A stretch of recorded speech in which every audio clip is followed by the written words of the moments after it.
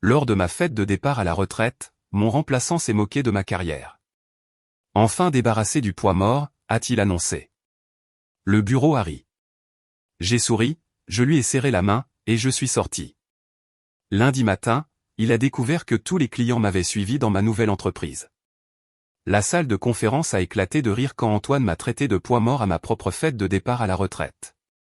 Et je suis resté là, mémorisant chaque visage qui trouvait cela drôle, sachant qu'ils recevraient tous un courriel très spécial de ma part le lundi matin. Mais j'anticipe.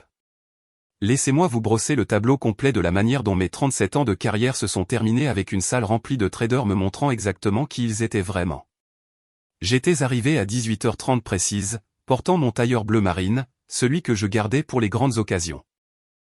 La salle de conférence avait été transformée avec des ballons argentés et une bannière où l'on pouvait lire « Bonne retraite, Martine » en lettres pailletées. Quelqu'un avait commandé un grand gâteau rectangulaire de chez Carrefour avec mon visage imprimé dessus, bien que la photo datait d'au moins 10 ans, quand mes cheveux étaient encore plus bruns que gris. Antoine était déjà là, tenant salon près des fenêtres avec un groupe de jeunes employés.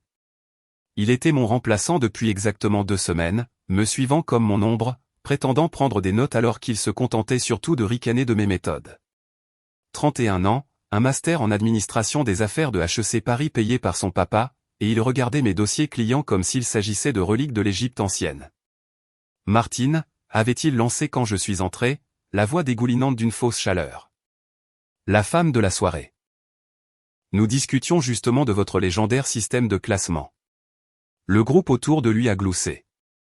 Jessica du marketing, que j'avais personnellement recommandé pour une promotion l'année dernière, a carrément levé les yeux au ciel. Il fonctionne toujours très bien, ai-je dit, en acceptant une coupe de champagne tiède d'un serveur qui passait. Oh, je suis sûr qu'il était bien pour son époque. Antoine a redressé sa cravate, une horreur rose criard qui coûtait probablement plus cher que les mensualités de voiture de la plupart des gens. Mais ne vous inquiétez pas, j'ai déjà programmé une refonte numérique complète avec l'équipe pour la semaine prochaine. Nous allons faire entrer cet endroit dans le 21e siècle. D'autres personnes sont arrivées au cours des 20 minutes suivantes. Tout le service de la comptabilité, la plupart des commerciaux, toutes les assistantes de direction, même les associés ont fait une apparition, bien qu'ils soient restés groupés près de la porte comme s'ils avaient un endroit plus important où être. J'ai échangé des banalités, accepté leurs félicitations tièdes, et fait semblant de ne pas remarquer combien d'entre eux vérifiaient leur téléphone alors que j'étais au milieu d'une phrase. Puis Philippe est arrivé. Mon mari depuis 32 ans est entré à 18h50, en retard comme d'habitude, portant la chemise bleue que j'avais repassée pour lui ce matin-là. Mais il n'est pas venu vers moi, il ne m'a même pas cherché. Au lieu de cela, il a filé droit vers le bar où la sœur d'Antoine, Nathalie, se servait un verre de vin. J'avais rencontré Nathalie exactement 3 fois. Antoine l'avait amenée à la fête de Noël du bureau, la présentant à tout le monde comme si c'était une sorte de célébrité. Elle était dans le conseil, quoi que cela signifie, 28 ans, peut-être 30, avec le genre de silhouette qui vient d'un entraîneur personnel et d'une bonne génétique. Ce soir-là, elle portait une robe rouge qui laissait très peu de place à l'imagination. Et mon mari la dévorait des yeux comme s'il n'avait jamais vu de femme auparavant. Tout le monde. Tout le monde. La voix d'Antoine a percé le brouhaha. Il était maintenant debout sur une chaise, sa coupe de champagne levée bien haut. Si je pouvais avoir votre attention, s'il vous plaît. Il est temps de rendre hommage à notre collègue qui nous quitte. Le silence s'est fait dans la pièce. Je me suis retrouvé seul près de la table du gâteau, à bien 3 mètres de quiconque, comme si j'avais quelque chose de contagieux. Martine Dubois est avec cette entreprise depuis 37 ans, a commencé Antoine, sa voix prenant cette qualité théâtrale que les hommes adoptent quand ils pensent être profonds. 37 ans. Pouvez-vous imaginer?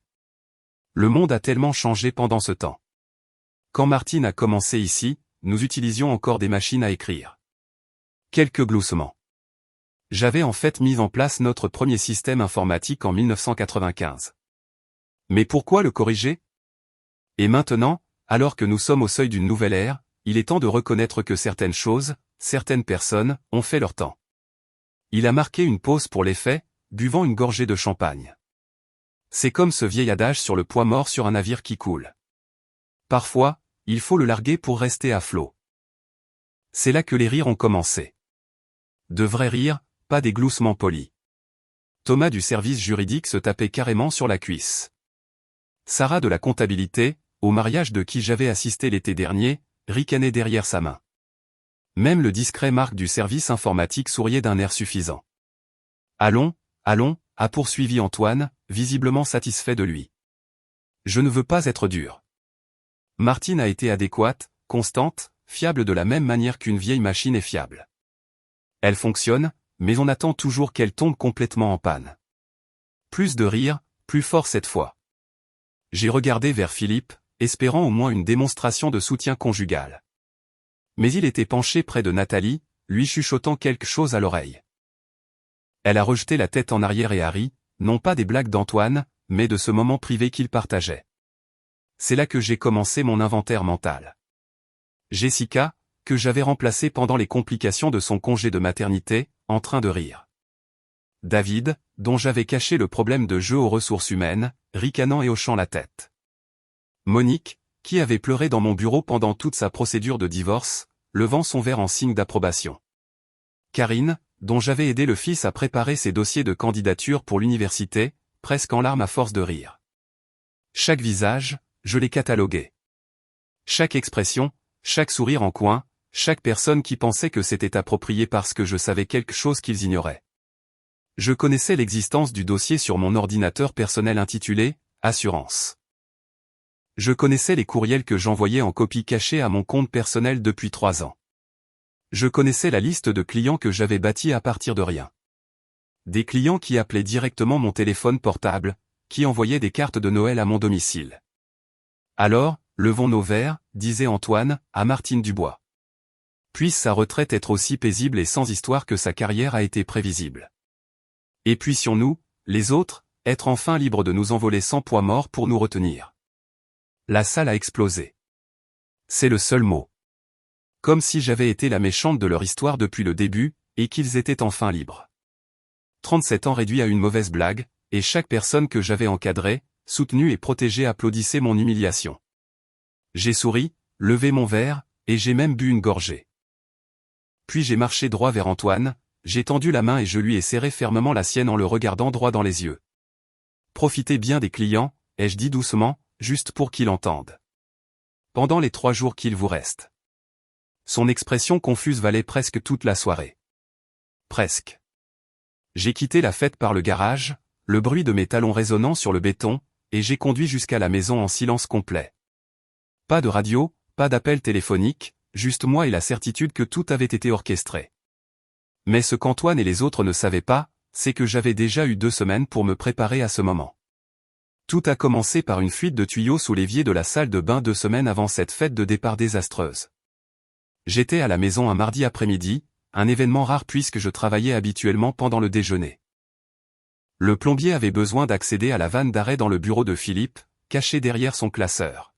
« Pourriez-vous me donner un coup de main pour déplacer ça ?» avait demandé le plombier, et ensemble, nous avions déplacé le lourd meuble en bois du mur. C'est alors que plusieurs papiers sont tombés de derrière, probablement glissés par l'espace entre le tiroir et le cadre du meuble.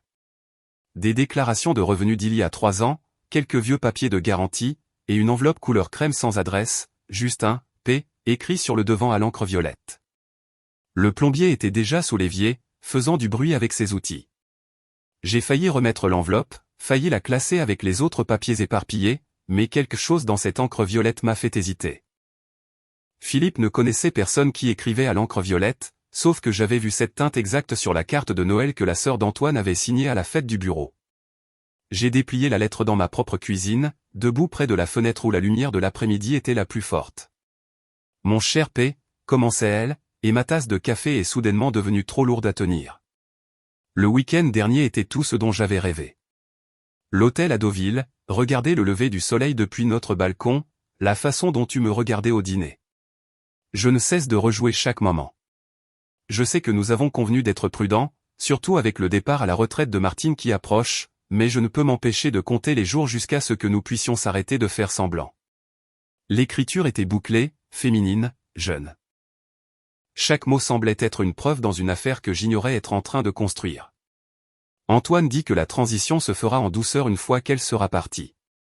Il a déjà convaincu les associés qu'un nouveau leadership est exactement ce dont l'entreprise a besoin. Et alors, toi et moi n'aurons plus à nous cacher. Fini les voitures séparées pour aller au même restaurant. Fini de mentir sur les voyages de golf. Fini les textos supprimés et les relevés de cartes de crédit cachées. Les voyages de golf. Philippe s'était mis au golf il y a 2 ans, prétendant que c'était pour le réseautage. Il avait acheté de tout nouveaux clubs, ses pantalons à carreaux ridicules. Il prenait même des leçons tous les samedis matins. Sauf que j'avais croisé son prétendu partenaire de golf, Mathieu, à l'épicerie le mois dernier, et Mathieu avait semblé confus quand je l'avais remercié de faire sortir Philippe plus souvent de la maison. Je sais que la différence d'âge te dérange parfois, continuait la lettre. Mais 20 ans ne signifient rien quand les âmes se connectent comme les nôtres. Martine n'a jamais apprécié ce qu'elle avait. Tu mérites quelqu'un qui voit ta passion, ta vitalité, quelqu'un qui te fait te sentir vivant au lieu d'être un autre meuble dans ce musée qu'elle appelle sa maison. Musée. J'ai regardé ma cuisine avec ses casseroles en cuivre soigneusement choisies, la table que j'avais moi-même restaurée, les murs couverts de 30 ans de photos de famille. Quand ma vie était-elle devenue quelque chose dont on se moque? Antoine pense que nous devrions attendre après la fête de départ pour officialiser les choses. Il dit que ce serait plus propre comme ça, moins de drame pour l'entreprise. Mais je vois la façon dont tu dois t'asseoir en face d'elle au dîner, en faisant semblant que tout est normal, et ça me brise le cœur. Plus que quelques semaines, mon amour. Ensuite, nous pourrons commencer notre vraie vie ensemble. Il y avait plus, des détails sur leur lieu de rendez-vous, l'hôtel Barrière du centre-ville, un chalet qu'un certain Cédric leur prêtait, même l'ancienne maison du lac de ma mère que Philippe prétendait vérifier pour l'entretien. Elle mentionnait la montre que je lui avais offerte pour notre 30e anniversaire, comment il lui avait dit qu'elle venait d'un client. Elle faisait référence à des conversations sur ma prétendue froideur, mon obsession pour le travail, comment j'avais apparemment été émotionnellement absente pendant des années. Ton cadeau d'anniversaire est caché chez Cédric, avait-elle écrit vers la fin. J'ai hâte de voir ton visage quand tu l'ouvriras. Nathalie. Nathalie. La sœur d'Antoine, qui était apparue à la fête de Noël dans cette robe scintillante, qui avait ri trop fort et touché le bras de chaque homme en parlant, qui avait au moins 25 ans de moins que Philippe, probablement plus. J'ai posé la lettre sur le comptoir et je suis allé au bureau de Philippe. Je l'ai vraiment regardé cette fois. Le nouveau parfum sur son bureau Dior, pas le brut qu'il portait depuis des décennies. La carte de membre de la salle de sport glissée dans son portefeuille que je pensais être pour des raisons de santé. Les relevés de cartes de crédit séparés qui arrivaient à son bureau au lieu de notre maison. Dans son ordinateur, qu'il ne prenait jamais la peine de protéger par un mot de passe parce qu'il pensait que j'étais trop incompétente techniquement pour vérifier, j'ai trouvé un dossier caché. Des billets de train pour Deauville datant de 6 mois. Des réservations d'hôtels sous son 2e prénom. Des reçus de restaurants d'endroits qu'il me disait être des dîners de clients. Mais la chose la plus dommageable que j'ai trouvée n'était pas à propos de l'aventure. C'était un fil de courriel avec Antoine datant de 3 mois, discutant de ma transition hors de l'entreprise. Ils avaient planifié cela ensemble. Antoine prendrait mon poste, me pousserait vers une retraite anticipée, et Philippe soutiendrait la décision en tant que mari aimant qui voulait juste que je profite de mes années dorées. Martine ne se battra pas, avait écrit Philippe. Elle est trop fière pour admettre qu'on la pousse dehors. Elle prendra l'indemnité de départ et partira tranquillement. J'ai tout imprimé, la lettre, les courriels, les reçus, les confirmations d'hôtel. Puis j'ai tout numérisé dans un dossier en ligne privé que j'ai créé avec une nouvelle adresse électronique que Philippe ne connaissait pas. Les copies physiques sont allées dans un coffre-fort dans une banque de l'autre côté de la ville. Ce soir-là, quand Philippe est rentré tard à nouveau, sentant ce parfum cher et le parfum de quelqu'un d'autre, j'ai servi son dîner préféré, un rôti de bœuf avec ses petites pommes de terre qu'il aimait tant. Nous avons mangé dans un silence confortable pendant qu'il faisait défiler son téléphone, souriant de temps en temps à quelque chose sur l'écran. Comment s'est passé le golf, ai-je demandé. Super, a-t-il dit sans lever les yeux. J'améliore vraiment mon swing. J'ai hoché la tête, débarrassé les assiettes et les embrassé sur le front comme je l'avais fait pendant 32 ans. Il n'a même pas interrompu son défilement. Cette nuit-là, allongé à côté de lui pendant qu'il ronflait, j'ai commencé à planifier. Pas la dépression nerveuse à laquelle il s'attendait. Pas le divorce amer qui leur donnerait de quoi bavarder. Quelque chose de beaucoup plus élégant. Quelque chose qui ferait passer cette fête de départ à la retraite pour un jeu d'enfant. La maison était vide quand je suis rentré de la fête de départ. Philippe avait envoyé un texto disant qu'il prenait un verre avec les gars du travail, un mensonge si paresseux qu'il ne prenait même plus la peine de le rendre crédible. Je me suis versé un verre du bon vin, le château Pétrus que nous gardions pour notre anniversaire, et je me suis installé dans mon bureau à domicile. L'écran de mon ordinateur portable brillait dans l'obscurité. Il était 20h43 un vendredi soir, et j'avais du travail à faire. D'abord, j'ai ouvert ma base de données clients. Pas celle officielle de l'entreprise, mais mon tableur personnel que je tenais depuis 20 ans. 312 noms, numéros de téléphone direct, adresses électroniques personnelles, les noms de leurs conjoints, les anniversaires de leurs enfants, leurs restaurants préférés, des informations que l'on ne trouve pas dans les systèmes de gestion de la relation client d'entreprise. J'ai commencé par Henri Fournier, le président directeur général des Industries Fournier, notre plus gros compte valant 40 millions d'euros par an. Henri avait été mon premier client majeur en 1993. J'avais sauvé son entreprise de la faillite à 2 reprises, l'avais soutenu lors de l'overdose de son fils, et j'avais même aidé à organiser le mariage de sa fille lorsque son organisatrice avait démissionné à la dernière minute. Cher Henri, ai-je tapé, puis effacé. Trop formel.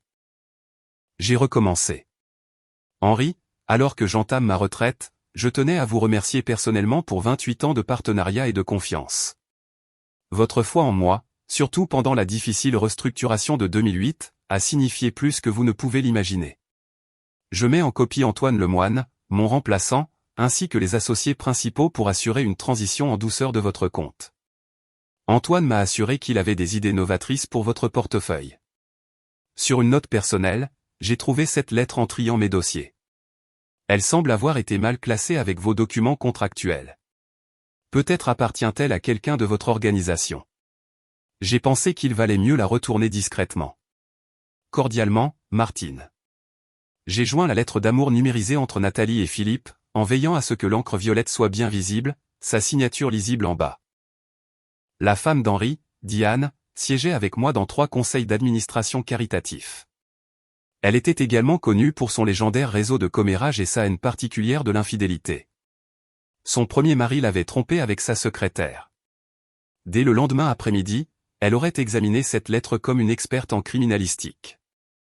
Le deuxième courriel est allé à Barbara Charpentier, qui dirigeait la Fondation Charpentier. Le compte de Barbara valait 17 millions d'euros par an, et elle me demandait spécifiquement pour toutes les négociations parce que, comme elle le disait, je ne fais pas confiance aux hommes en costume qui ne peuvent pas me regarder dans les yeux. Barbara, 30 ans à vous regarder bâtir un empire à partir d'un seul restaurant a été le privilège de ma carrière. Merci de m'avoir fait confiance avec votre vision. J'inclus Antoine et les associés ici pour faciliter votre transition. Antoine a mentionné qu'il était impatient de moderniser votre approche. Je suis sûr que vous trouverez ces idées intéressantes. J'ai trouvé cette lettre mélangée à vos documents de la Fondation. L'écriture semble féminine, alors peut-être appartient-elle à quelqu'un de votre personnel. Avec gratitude, Martine, l'assistante de Barbara sortait avec quelqu'un de la comptabilité. Cette lettre serait photographiée et partagée avant midi le lendemain.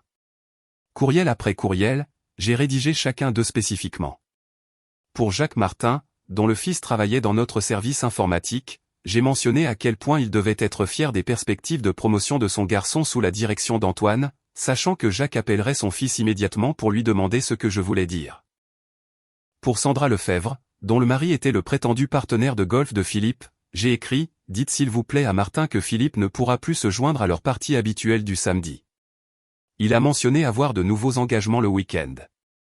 Chaque courriel était une petite bombe conçue pour exploser à différents moments tout au long du lundi matin. À minuit, Philippe n'était toujours pas rentré. Je me suis fait un sandwich d'Inde avec cette moutarde à l'ancienne qu'il détestait et j'ai continué à travailler. Les associés ont eu droit à un traitement spécial. 5 d'entre eux, tous des hommes qui étaient dans l'entreprise depuis au moins 15 ans. Des hommes qui m'avaient vu construire la base de clients qui payaient pour leur résidence d'été et les virées shopping de leurs femmes. Messieurs, après la mémorable soirée de départ de ce soir, je voulais m'assurer que toutes les relations clients restent correctement documentées pendant la transition. Je vous ai mis en copie des notes personnalisées à chacun de mes comptes. J'ai également découvert cette correspondance qui semble impliquer du personnel de l'entreprise, car elle a été trouvée dans des dossiers clients. J'ai jugé prudent de la partager avec la direction pour un traitement approprié. Salutations, Martine Dubois. Pour eux, je n'ai pas fait semblant que c'était accidentel. Ils sauraient exactement ce que je faisais, mais ils devraient aussi gérer les retombées lorsque les clients commenceraient à poser des questions. À 3 heures du matin, j'avais envoyé 97 courriels. Mes yeux brûlaient, mais je n'étais pas fatigué. Au contraire, je me sentais plus éveillé que je ne l'avais été depuis des années. Le téléphone a sonné à 3h15. Henri Fournier. Martine, je suis désolé d'appeler si tard, mais je viens de voir votre courriel. Cette lettre. Est-ce à propos de Philippe? Je ne saurais vous dire, Henri. Je l'ai simplement trouvé dans mes dossiers. Il est resté silencieux un moment. Diane va se régaler avec ça. Vous savez comment elle est sur ces choses. Je suis sûr de ne pas savoir de quoi vous parlez. C'est ça. Bien sûr, Martine. À propos de ce type, Antoine. Il m'a appelé la semaine dernière. Il semblait penser qu'il gérerait mon compte différemment. Quelque chose à propos de la diversification dans la crypto-monnaie. Cela semble innovant. Cela ressemble à des balivernes. Écoutez, avez-vous une minute pour parler de vos projets? Vos vrais projets? J'ai souri dans le noir. Qu'est-ce qui vous fait penser que j'ai des projets? Parce que je vous connais depuis près de 30 ans. Et vous n'envoyez pas de courriel à 3 heures du matin avec des lettres d'amour accidentellement jointes à moins que vous ne jouiez aux échecs pendant que tout le monde joue aux dames. Je lance une société de conseil, ai-je admis. Dubois Conseil et Services. Agréé, cautionné et prête à fonctionner dès lundi matin. Envoyez-moi le contrat. Les industries Fournier seront votre premier client. Après qu'Henri eut raccroché, je suis resté assise dans la maison silencieuse, regardant le soleil commencer à peindre le ciel en rose à travers ma fenêtre. Quelque part de l'autre côté de la ville, Philippe dormait probablement dans le lit de Nathalie. Lundi, Antoine entrerait dans un bureau en pensant qu'il avait tout gagné. J'ai cliqué sur envoyer pour le dernier lot de courriel à 6h17 le samedi matin, puis je me suis préparé un vrai petit déjeuner pour la première fois depuis des années. Des œufs bénédicts avec une sauce hollandaise fraîche, comme ma mère me l'avait appris. J'ai même utilisé la belle vaisselle. La belle vaisselle était encore dans l'évier quand mon téléphone a vibré à 8h30 le lundi matin. J'avais passé le dimanche à aménager mon nouvel espace de bureau, une suite petite mais élégante dans le centre d'affaires de la Défense, à seulement 12 pâtés de maison de mon ancienne entreprise. Le bail avait été signé il y a un mois, lorsque j'avais trouvé les relevés de carte de crédit cachés de Philippe. Le texto venait de Jessica de la comptabilité. « Martine, qu'as-tu fait ?» Je n'ai pas répondu. Au lieu de cela, j'ai redressé mes nouvelles cartes de visite sur le bureau en verre et j'ai ouvert mon ordinateur portable pour regarder le désastre se dérouler via le système de messagerie interne de l'entreprise. Ils avaient oublié de révoquer mon accès pendant le week-end. 8h45, réunion d'urgence en salle de conférence A. Tout le personnel de direction. 8h50, quelqu'un n'a-t-il vu Antoine? Il ne répond pas à son téléphone. 8h52, le service juridique a besoin de tous les dossiers clients immédiatement. 9h05, ne répondez à aucun appel de client jusqu'à nouvel ordre. À 9h15, mon nouveau téléphone de bureau a sonné. L'afficheur indiquait Industrie Moreau. Dubois Conseil et Services, ai-je répondu, en m'exerçant à prononcer le nom qui remplacerait 37 ans de papier à en tête de quelqu'un d'autre. Martine, Dieu merci. C'était Jean Moreau lui-même, respirant fort comme s'il avait couru. J'ai besoin de savoir tout de suite, cette lettre concerne-t-elle Nathalie Lemoine? Jean Moreau, 62 ans, avait bâti son entreprise à partir de rien. Il avait traversé un divorce vicieux il y a 8 ans lorsque sa première femme l'avait trompé avec son partenaire en affaires. J'avais géré son compte pendant toute cette épreuve, gardant ses contrats intacts alors que son monde s'effondrait. Je ne saurais vous dire, Jean. Je l'ai simplement trouvé mal classé. Arrêtez votre cinéma, Martine. Nathalie Lemoine est la fiancée de mon fils. Ils sont censés se marier en juin. Mon garçon m'a montré la lettre il y a 1 heure. Il est anéanti. Ma tasse de café s'est arrêtée à mi-chemin de mes lèvres. Je n'étais pas au courant des fiançailles. C'était une tournure inattendue, mais pas indésirable. Je suis vraiment désolé d'entendre ça, Jean. Désolé? Vous venez de sauver mon fils d'épouser une peu importe. Écoutez, je retire tout de votre ancienne entreprise. 22 millions d'euros de contrat. Où dois-je les envoyer? Je lui ai donné l'adresse de mon nouveau bureau, et il a raccroché sans dire au revoir. Le compte Moreau seul ferait tourner ma nouvelle entreprise pendant 2 ans. 9h32, Sarah des ressources humaines a fait irruption dans la discussion de l'entreprise. Exode de clients d'urgence. Fournier se retire. La Fondation Charpentier demande la résiliation du contrat. Le groupe Martin menace d'une action en justice.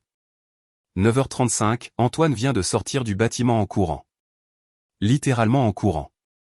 9h40, les associés se réunissent avec l'équipe de gestion de crise maintenant. Mon téléphone a vibré avec un autre texto. Celui-ci de Barbara Charpentier elle-même. Votre timing est impeccable, comme toujours. Diane Fournier m'a appelé à 7h ce matin. Saviez-vous que Nathalie couchait aussi avec Richard Lambert? Richard Lambert? Un autre des associés, marié, 4 enfants, entraîneur de la petite ligue le week-end. J'ai pris une note mentale pour envoyer une carte de sympathie à sa femme. À 9h45, un nouveau joueur est entré en jeu. Thomas Bernard, associé principal, celui qui m'avait embauché à la sortie de l'université, a appelé mon portable. Martine, nous devons parler. Bonjour, Thomas. Ne jouez pas l'innocente. Vous avez envoyé ces courriels délibérément. J'ai envoyé des notes de remerciement aux clients. Si de la correspondance personnelle a été accidentellement jointe, eh bien, ces choses arrivent quand on vide des décennies de dossiers. Il a ri, mais cela ressemblait à du verre brisé. Vous savez ce que cela nous fait? J'imagine que le leadership innovant d'Antoine réglera tout ça.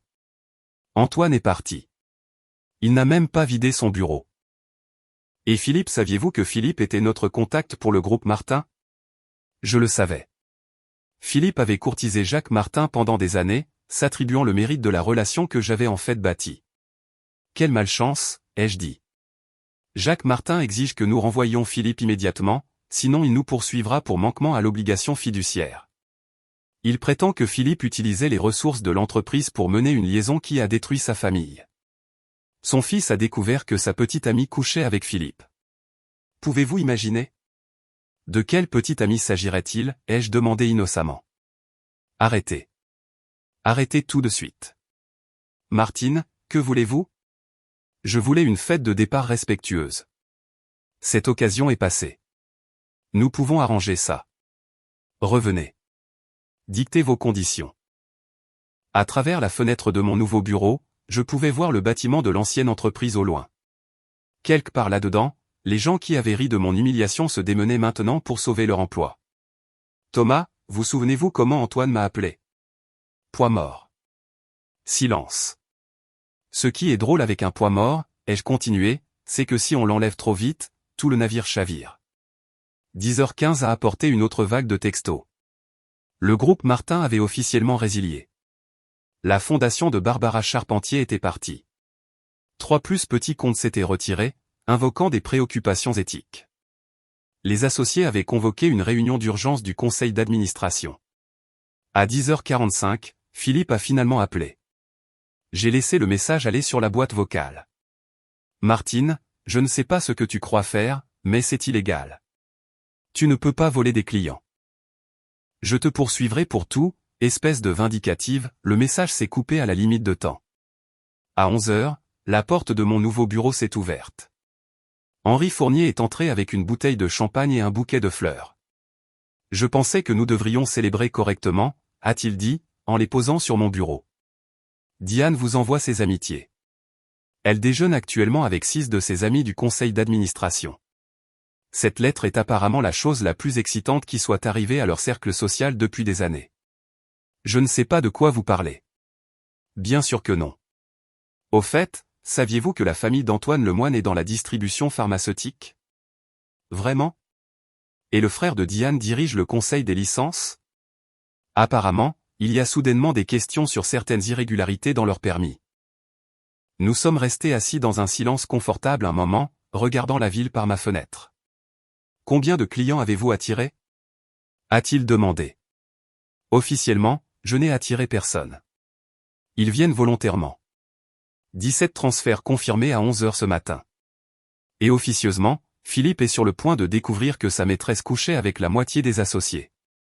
Mon ancienne entreprise va perdre environ 60% de ses revenus, et Antoine Lemoine est probablement à mi-chemin de l'Espagne à l'heure qu'il est. Henri a levé sa tasse de café pour porter un toast. Au poids mort. Au fait de savoir exactement quel poids maintient le navire en équilibre. À 11h45, 15 minutes avant midi, Thomas Bernard a rappelé. Le conseil d'administration veut vous poursuivre pour vol d'entreprise. Laissez-les essayer. Chaque relation client était personnelle, construite sur des décennies. On ne peut pas voler ce qui vous appartenait déjà. Ce n'est pas fini, Martine. Non, Thomas, ai-je dit au téléphone, en regardant Henri verser du champagne dans 2 tasses à café. C'est bel et bien fini.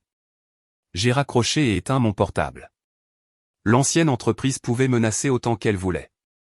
Nous savions tous les deux qu'il n'avait aucune chance.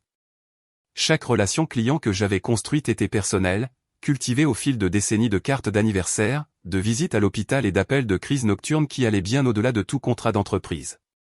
Henri est parti après 1 heure, mais pas avant que son assistante n'appelle pour transférer officiellement 40 millions d'euros de contrats annuels à Dubois Conseil et Services.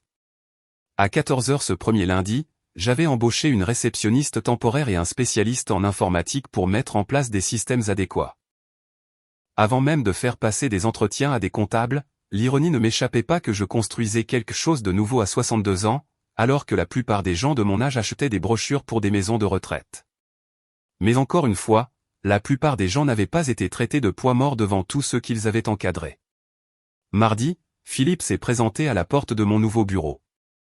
Il avait l'air terrible mal rasé, portant les mêmes vêtements que la veille, son parfum cher remplacé par l'odeur rance du désespoir. « Nous devons parler », a-t-il dit, en bousculant ma réceptionniste. « Vous avez 3 minutes, lui ai-je dit, sans lever les yeux de mon ordinateur. Tu as détruit ma vie. » Non, Philippe, tu as détruit ta vie. J'ai juste fait en sorte que tout le monde le sache. Il s'est affalé sur la chaise en face de mon bureau, et pendant un instant, j'ai vu l'homme que j'avais épousé il y a 32 ans, avant les mensonges, avant Nathalie, avant qu'il ne décide que j'étais quelque chose à endurer plutôt qu'à chérir. Elle ne répond pas à mes appels, a-t-il dit doucement. Nathalie. Son frère lui a trouvé un travail à Bordeaux et elle est partie sans dire au revoir.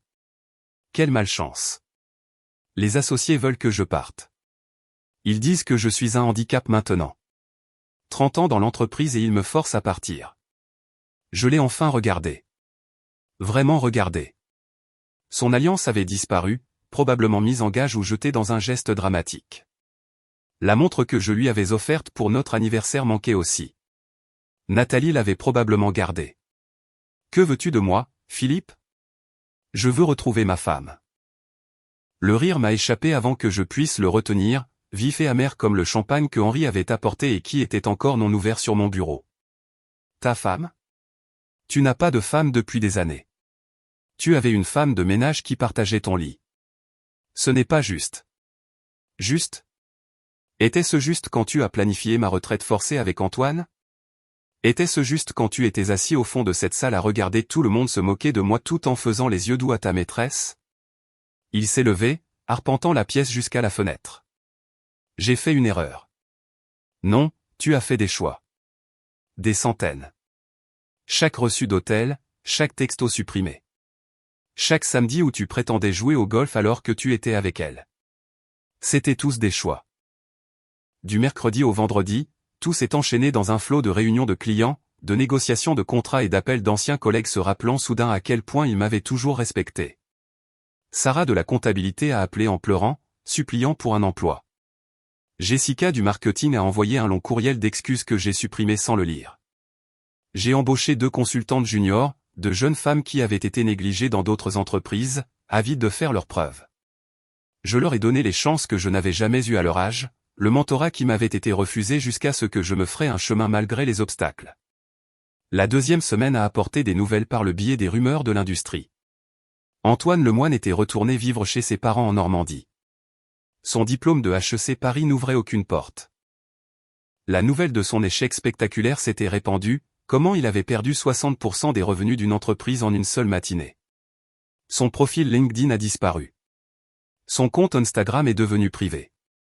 Nathalie Lemoine, selon le réseau de Diane Fournier, avait en effet accepté un emploi à Bordeaux, mais pas le poste de consultante prestigieux qu'elle avait probablement imaginé.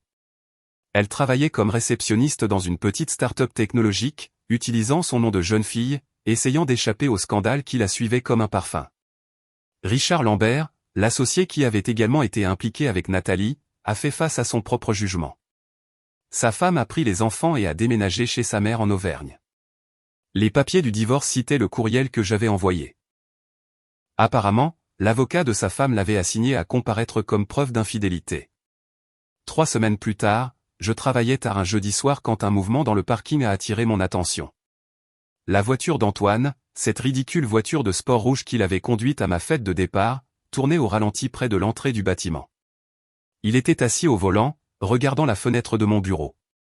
Je me suis approché de la fenêtre et je suis resté là, ma silhouette se découpant à la lumière de ma lampe de bureau, m'assurant qu'il pouvait me voir. Nous sommes restés comme ça pendant peut-être 5 minutes, lui regardant vers le haut, moi vers le bas. Puis il est parti, et j'ai su qu'il avait enfin compris. Le poids mort dont il s'était moqué ne retenait pas l'entreprise. Il la soutenait. À la 4e semaine, mon agenda était complètement rempli. Dubois Conseil et Services avait 18 clients et refusait des affaires. J'avais embauché 6 employés, toutes des femmes de plus de 40 ans qui avaient été écartées pour des promotions à leur poste précédent. Nous avons occupé tout le 3e étage du centre d'affaires de la Défense. L'ancienne entreprise a envoyé une lettre de mise en demeure formelle, dont mon avocate a ri pendant le déjeuner. Ils n'ont rien, a-t-elle dit. Vous pourriez les poursuivre en retour pour diffamation rien que pour cette fête de départ.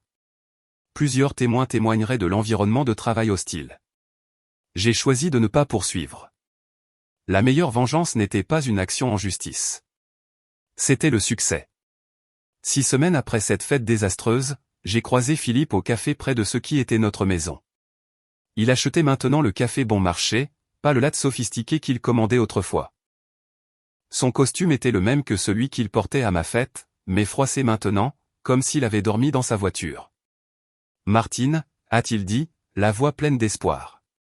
Je suis passé devant lui pour aller au comptoir, j'ai commandé mon café habituel et j'ai attendu qu'on me le prépare.